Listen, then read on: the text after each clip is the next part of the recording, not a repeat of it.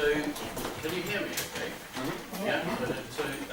Well, thanks all very much for coming today, and I think a big thank you to Julie and Abby and Amy and everybody at the Pioneer Suite for putting this on. I was asked what sort of title to give to this, so I thought I'd call it Understanding Consumer Motivations, Know That It Was Field, and Why Good Recruitment is So Important. So I thought I'd get the why good recruitment is so important over and done with.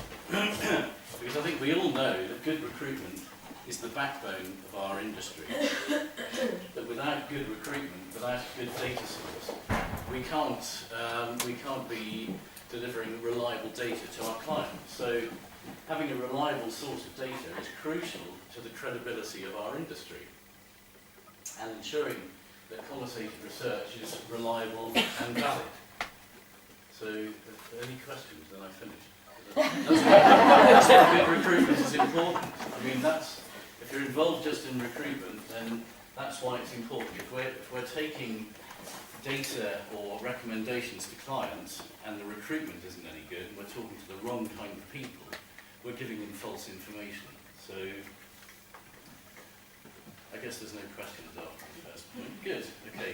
So, I'd rather talk about qualitative research and understanding consumer motivations, and really just a little bit about the history of qualitative research, because it's my sort of hobby really, is history. So, qualitative research has its roots in the social sciences, as I'm sure many of you know, but we can actually trace this back to the desire to understand ourselves, the meaning of life, what the tribe wants, right back to primitive man. I mean, the focus group's not a new invention. It's something that we as human beings have done ever since the beginning of time.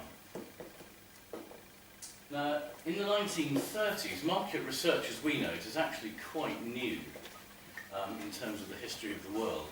In the 1930s, most of it comes from America.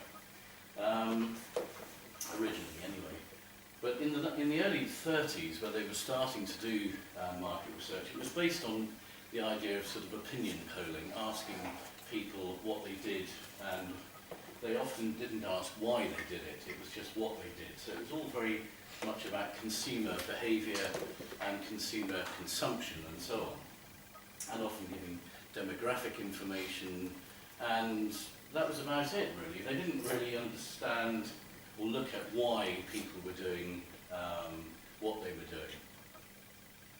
So there was basically a lack of depth.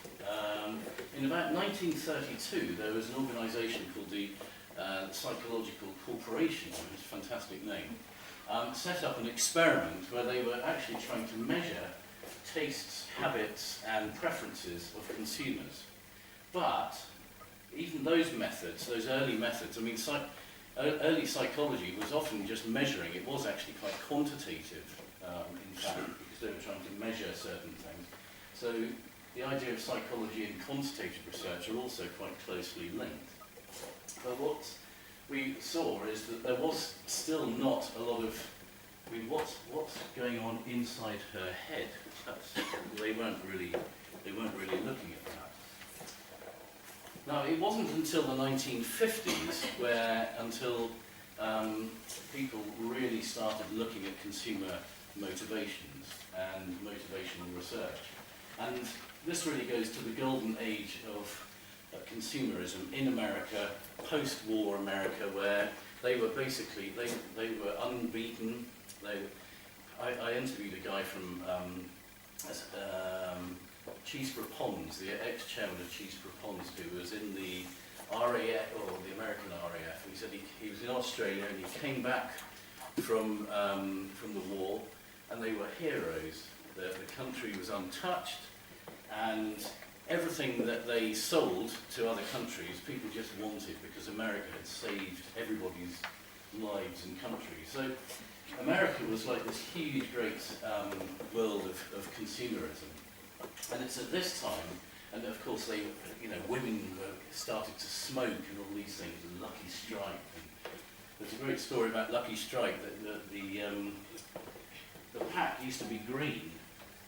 If you look in really old books about the Lucky Strike pack, but they, as part of the war effort, they gave the ink of the pack to the army for camouflage. So that's why apparently Lucky Strike became white, but who knows. Anyway, so the father of motivational research is a guy called Dr. Ernest Dichter. I don't know if you've heard of this guy, but he's since gone. But he laid the foundations for exploring the needs and motivations of consumers, and he was using in-depth techniques that were based on psychoanalysis that he learned in Vienna. He was actually born in Vienna. He, like many great thinkers and psychologists and so on, came from kind of early pre-war Austria. He was heavily influenced by Freud, and Freud, of course, had pioneered the concept of trying to understand the subconscious in great books like Dream Psychology and the Ego and the Id. So he was a different, Dichter was a different generation from Freud, but he was heavily influenced by that whole thinking of getting inside consumers' subconscious. And Dichter and his wife moved to New York in about 1938.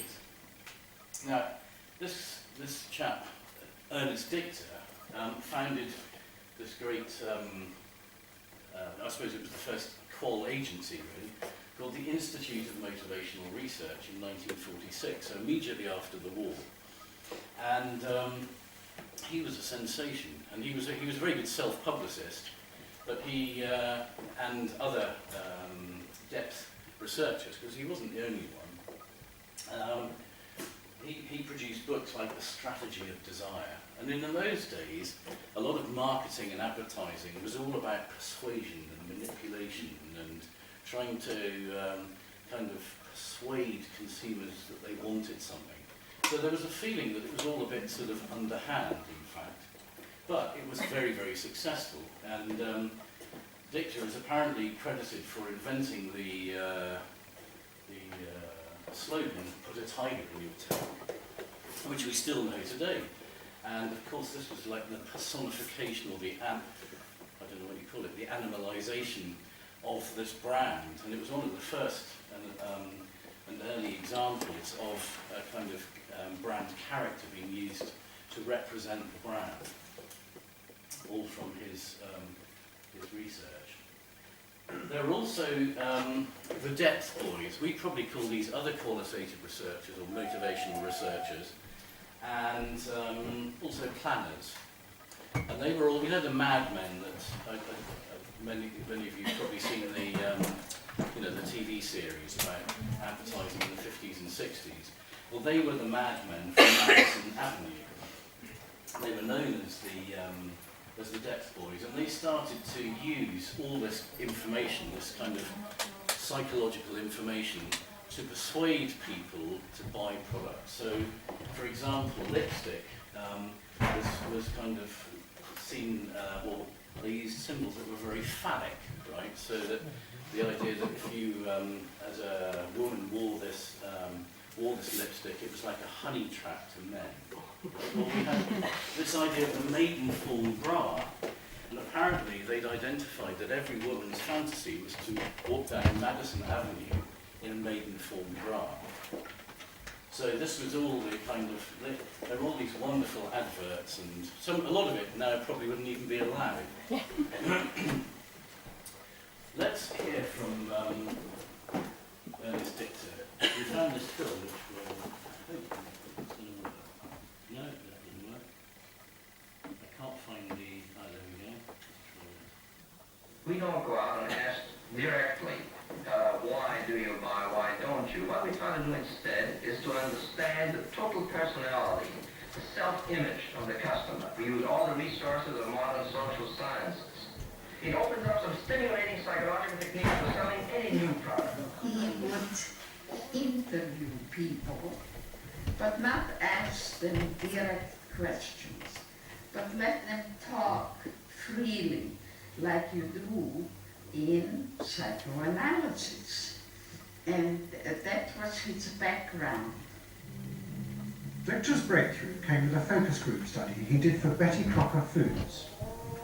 Like many food manufacturers in the early 50s, they had invented a new range of instant convenience foods. But although consumers had told market researchers they would welcome the idea, in fact, they were refusing to buy them. The worst problem was the Betty Crocker cake mix. Victor did a series of focus groups where housewives free-associated about the cake mix. He concluded that they felt unconscious guilt with the new image being promoted of ease and convenience. In other words, he understood that the barrier to the consumption of product was the housewife's feeling of guilt about using it. They basically, on one hand, wanted to make it easy for themselves, but they felt guilty about it. So what you've got to do in those circumstances is remove the barrier being guilt. The way to do that is to give the housewife a great sense of participation. And how do you do that? By adding an egg. Victor's success led to a rush by corporations and advertising agencies to employ psychoanalysts. They became known as the death clock, and promised show companies how to make millions by connecting their products with people's hidden desires. Victor himself became a millionaire, famous for inventing slogans like "a tiger in your tank." Even the marketing of the Barbie doll came from a children's focus group. It's the 50s, so not much has changed really. Now you see all these weird people doing weird techniques. Well, there was a great book in 1957 called The Hidden Persuaders. And he was an investigative journalist, Franz Packard, and he kind of did this expose of motivational research, saying that it was manipulating people and it was trying to persuade people to buy products that they didn't want and that it was all very corrupt and so on. Now, what was interesting is that actually right at this early age, we got what you might call consumer collaboration, because far from discrediting motivational research, Packard's book was actually responsible for exposing its popularity. I mean, it sold 1 million copies, this book, and everyone was extremely interested in it. And consumers were actually enjoying being the centre of marketing attention. And they were basically playing along with the advertising. So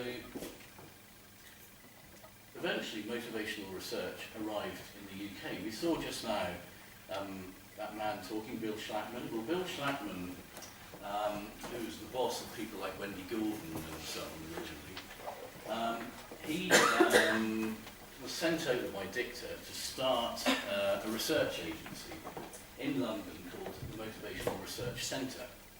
So he brought this new, wacky, sort of in-depth psychological marketing research to England.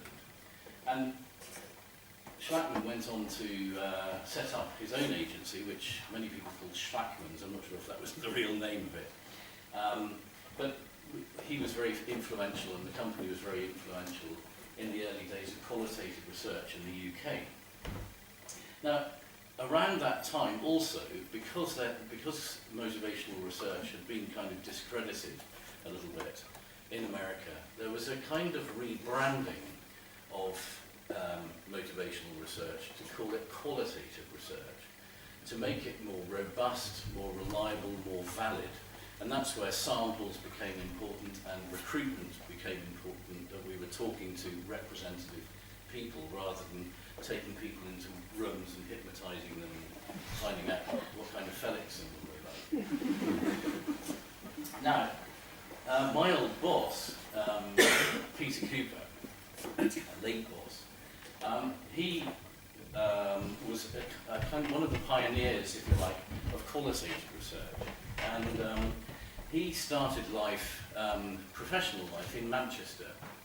So I worked with him for about 30 years, and I did a lot of my training in hotel rooms in Chatterton and Oldham, where I wasn't trained by these people. I was trained by Manchester housewives. I remember that being very nervous as a sort of young researcher and saying, is everything okay? And this woman said, yes, don't worry, Chuck, you're doing all right. So Peter was a freelance consultant who worked for Dicta, or Dicta's Motivational Research Centre. And then in the mid-60s, he started Cooper Research and Marketing, which had offices in Market Street. I think there's other people said it was in Albert Square, but I don't know, it's part of the myth. And Peter went on to influence the growth and diversification of qualitative research, as we know it today. And there's a paper that's just been published in the IJMR all about his contribution to qualitative research. Now, Peter was very influenced by a lot of things, but he was also influenced by Jung, who was a kind of contemporary of Freud, also from Vienna. And Jung's archetypes and the collective unconscious fascinated Peter and fascinates many people.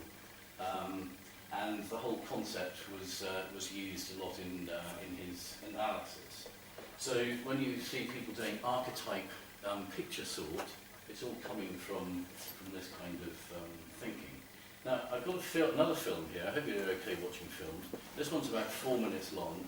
This is from, I think it's about 1986, when Peter was interviewed on QED about qualitative research. So it's quite well done. So I know the quality is old, but let's have a look here. First, QED discovers it's not easy being a dolphin.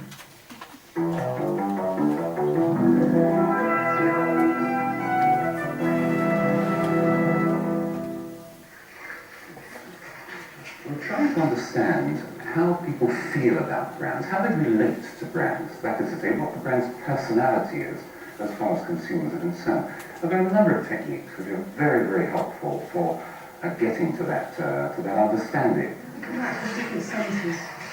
Peter Cooper's willing victims are ordinary members of the public who allow him to delve into their unconscious. There's an awful lot of dressing up on chocolates. They always look, some of them look better than what's inside the product, sort of thing. The actual camouflage.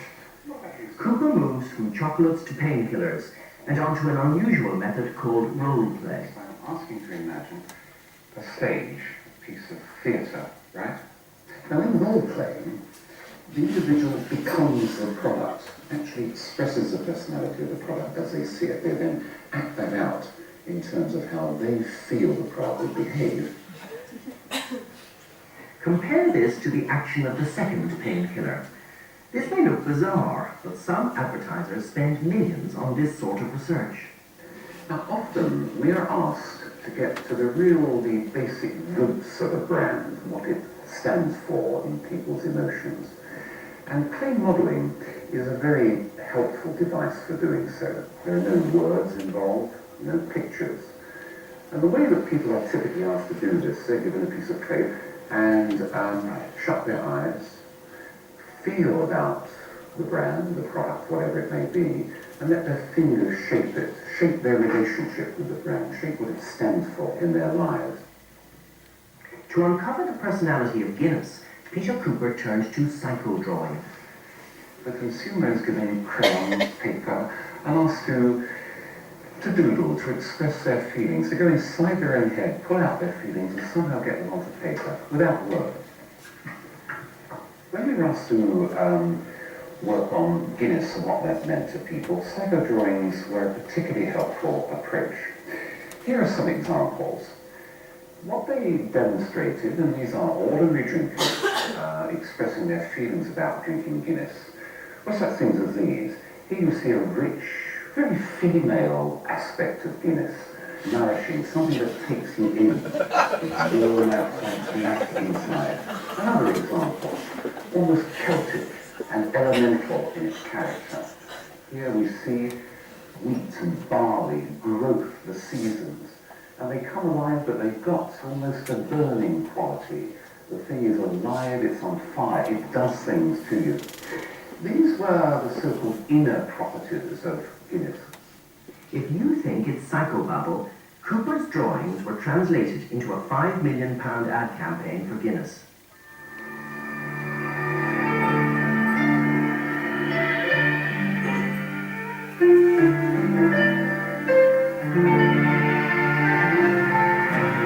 Guinness's inner Celtic personality is represented by images of wheat and the changing seasons. All brands, and this is true of Guinness too, have an outer character as well. And you can see it partly represented in this particular picture. And here you see the individuality of Guinness, its sense of humour. The glass of Guinness becomes almost like a woman. Using these drawings, another campaign was designed representing the ideal Guinness drinker. Okay, babes, I'll do the business. Conjure me up one possibly overweight, one in between the sheets, and from what? A low-slung mega zombie with positively all the trimmings. Cherry and a stick, little umbrellas, pineapple chunks. Know what I mean? Thank you, Chris, please. I make mine straight-talking, midnight lining, black IQ brew with a smooth velvet body, cool head up top, a touch of no trimmings, no ice, no umbrella. You are? Pure genius. Quite entertaining, isn't it? Those drawings were all done by respondents, by the way, who've been well recruited, to revealing their subconscious feelings about Guinness. So, in modern qualitative research, what are we aiming to do? Well, we're aiming to understand why consumers behave in a certain way and what motivates them. That's basically what we're trying to find out. And projective techniques are one of the main ways that we can get in-depth information about people, as well, of course, as behavioural stuff now that we can get by looking online and getting people's blogs, etc. But projective techniques are very useful in terms of understanding their subconscious. So what it helps us do is look at unconscious needs, encouraging emotional as well as rational responses. It provides non-verbal and verbal means of expression. It gives permission to express novel ideas, reduce the social constraints and censorship that people often feel within a group by getting them to... We never tell them these are psychological tests or anything. We just say, let's play a game, let's do some drawing, or let's pretend that you're a brand, or whatever. And it encourages group sharing. And I'm sure you will have seen all these different examples being used. They really have a purpose, and it can reveal if the person really is a user of that brand. Because if they don't know the brand, they're going to start to write nonsense. And what we're trying to do is to really understand what a loyal user of a particular brand is, or a lapsed user. Why are they lapsed? What is it that, it's not, okay, it might be the price, it might be the packaging, it might be that they've left home and have gone to live somewhere else, but it also might have some deep emotional association which we are not able to access just by talking to them in a question and answer sort of way. This is not a strict way of looking at brand essence, but what one can see is that there are different techniques also which look at different aspects of a brand's personality, a brand's user image, and so on. So there are different, and the problem, of course, may lie at any one of these areas. So if there's a problem with the brand, we're not quite sure exactly what the problem is, then we have to use all these different techniques to try and see which one is going to flash a red light. So I'm sure you know the difference between, I just like this, the difference between qual and quant. We were to describe a journey from Manchester to Paris, what would be the difference between qual and quant? Well, quant, that would tell us how far it is, the time taken, the speed travelled, and maybe what you ate on the plane. Whereas the qualitative research would be describing the journey, how it felt. It's all the I know you say, oh, they're very touchy-feely. But it's true, we are very touchy-feely. The atmosphere on the plane, the strengths, the weaknesses of the service, and the view out of the window. Okay, so what we're trying to do is to really understand what it feels like. So let's go to Paris as an example. This is, because that's the history bit, I'd just like to show you a little bit of a case study which we're able to show you because it's been published. And this was some research done in 2006 in France on the Shaw brand, otherwise known as Rexona in many countries. And this was about Rexona for women, and what they found is that the brand was actually beginning to lose market share, and they were very concerned because there was a feeling that if it wasn't doing well in France, this could be an indicator that it would do badly in other markets. And it was only a small market for them, but a very important market because women have quite sophisticated understanding of toiletries. That was their impression. So we did this, and this was, we got nominated for the best case study at an SMR Congress in Berlin in 2007 with this. So I did this with a number of other people. Now, the brand was positioned as being for strong, independent women. And you'll probably remember this, and they used the same advertising in the UK for Shaw.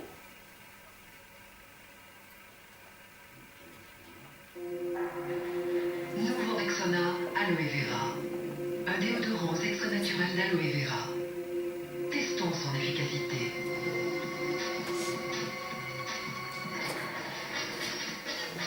Efficace, même dans les conditions les plus extrêmes. Efficace naturellement. Nouveau Rexona ne vous laissera pas tomber.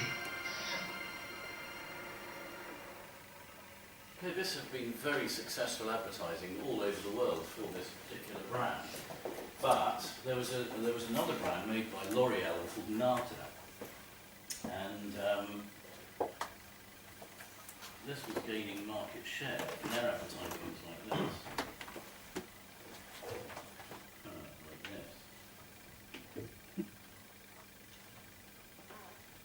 Et si votre déodorant était naturellement efficace?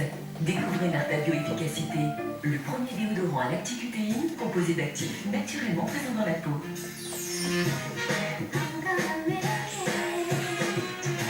Sa formule brevetée vous garantit une efficacité longue durée 48 heures. En plus, Narta Bioefficacité prend soin de votre peau et la laisse douce et saine.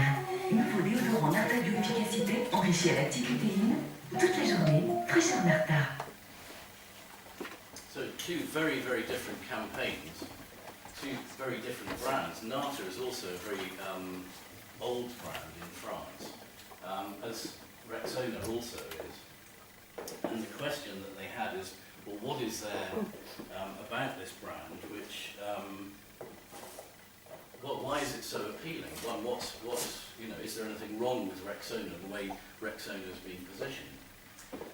So we did a lot of different types of research, including stakeholder interviews with all the various marketing bosses and the advertising agencies and design agencies, etc. And also depth interviews and people keeping diaries and ECGs, as we like to call them, extended creativity groups.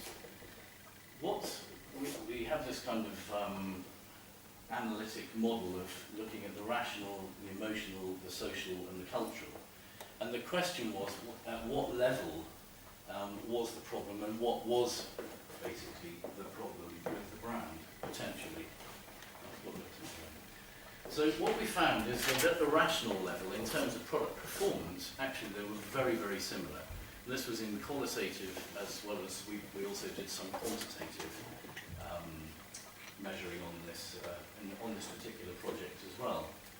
Emotionally, also, it was quite close to they were quite close to each other. I've got all the information if one needs to go into depth. Socially, they were getting further apart. And then at a cultural level, that's where we saw the biggest difference, the way the brand was portraying itself. Nata was closer to women's ideals, and Rexona was getting much further away. found is that Rexona was seen as this very dynamic, active, innovative and modern kind of character. But there was a feeling that it was a bit too masculine. It was a bit sporty, it was even a bit tomboyish, rather individualistic, but in an almost selfish, lonely way, and almost too independent. It was really interesting. Nasa, on the other hand, wasn't perfect, but it was seen as very proactive, happy, very feminine, relaxed, a woman who's comfortable with her femininity, natural, dynamic, quite confident. She's rolling around on her bed in a very happy way. But there was a feeling that it was a little, well, people do that, don't they? Then it was a little contrived, and she wasn't really rolling around in her bed in that happy way. That it was a little bit old-fashioned, a little bit trendy, not very trendy, and a bit sort of excessive and girly, I suppose, is the biggest criticism. One of the techniques we used was kind of picture sort, and to say, well, what kind of personality is this brand? Rexona was this lady, they were all French women. This was somebody, she was a sort of artist called Zizi, who was very modern. She was very tomboyish. She was not really very feminine, quite strong, quite sporty, but not very sensitive or approachable. And the other was this MMRS, who was a French tennis player. Nasa, on the other hand, were people like Carol Bouquet, who was a sort of stylish, assertive woman, real, very fresh and timeless and unpretentious. We've not pretentious, we've been lost behind that picture. And also Claire Chazelle, who was seen as reassuring and successful.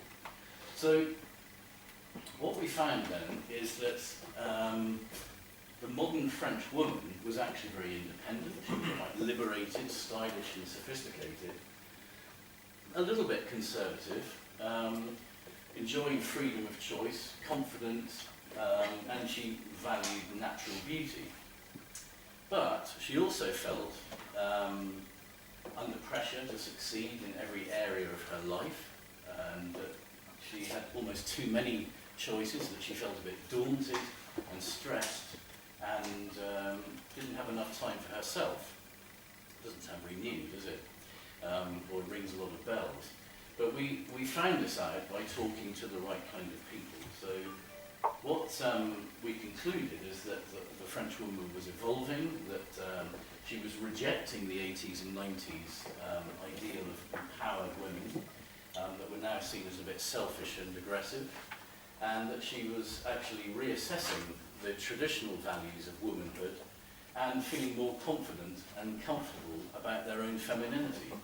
So we had this kind of map which showed sort of a traditional woman that was kind of 50s, 60s, this kind of 80s empowered woman, and then there was this modern proactive woman that was much more part of how they felt. And what we could see is that Rexona was currently positioned about here in this kind of empowered woman area, that Nata was much more in the modern proactive woman, and the ideal was that Rexona should kind of leapfrog in their advertising this positioning and become real modern proactive woman, rather than this kind of person running through the desert on her own, sweating, which wasn't very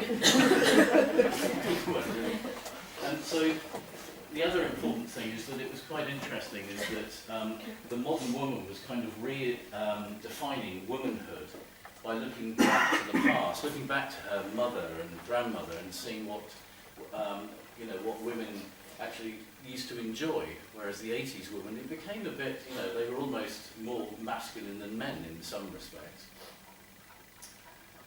So the modern proactive woman, then through the research, we were able to define as being ambitious and confident, but without being arrogant, fun-loving and sociable, but discreet, independent, yet valuing and needing meaningful relationships.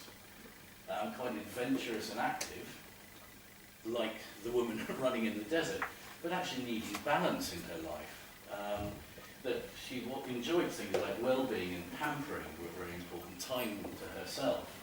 Beauty was also more emotionally driven rather than more physically driven. And the kind of icons of the time were these four women. Juliette Binoche, Laetitia Casta, Monica Bellucci and Estelle Halliday. So the last thing shows the advert that they made, which was the result of this research and was very successful in kind of re-establishing sales.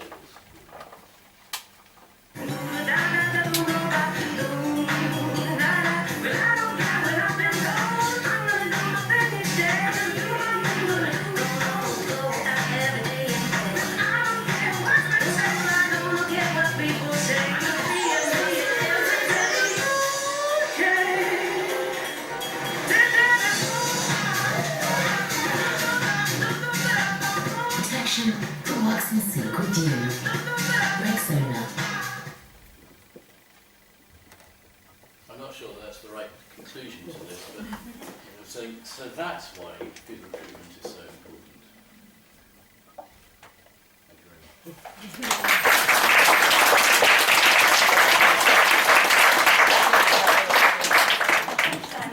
I'm sure if you were to make my manage the housewife, you're tough as old boots. And your manage straps is a little bit better than mine, maybe. Any questions then for Simon that anybody would like to put through? Yeah, please. Hi, I'm Nicola from Silver Dialogue. Just a quick question, because obviously Shaw is a big brand. It's a union brand, is it? Yeah.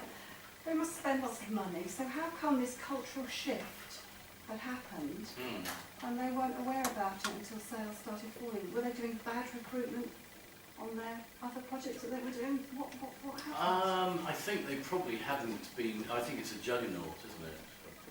You know, a brand like that. You know, global brands, and I don't think in terms of bad recruitment, not necessarily, but I think it's more that they probably hadn't looked in depth at the issue, and when they looked at it in depth, then of course it was very important to try and link it to the conference theme. It was very important that they talk to the right people. So to understand the NATA woman and the NATA consumer was very important for us, for example, as well as understanding the Rexona woman. Anybody else? Ask any questions for Simon? Really interesting to hear about the history of qualitative research and how it developed. It gives a really good picture about how things have moved forward and the importance of qualitative research in effect. So I want to say thank you for that. We've enjoyed kind of finding all these clips over the years. I don't think there's any other photograph or any other moving picture that we could find of Ernest Dictor or of Bill Chapman. Interesting how it goes in cycles though. Yeah. The Betty Crocker. Yeah, had an egg. I know. I think with the British Bake Off thing, I think you're back into the, feel myself. I would have by baking all the stuff. I don't know how I do, but that's quite sad. I like the add an egg bit. So it's homemade. I like homemade. Anybody else? Sarah Lee. Forget it. That's the morning session's over then. If everybody wants to ask Simon anything, please do come up and speak to him. We'll be breaking for lunch. Lunch is up on the 3rd floor again. There's absolutely plenty for you, so please help yourselves. If you want to go out, obviously feel free. If you need directions anywhere, just ask everybody. And I just thought I'd better tell you in terms of later, just in case you're wondering about hotels and such like, we'll be finished up here this afternoon between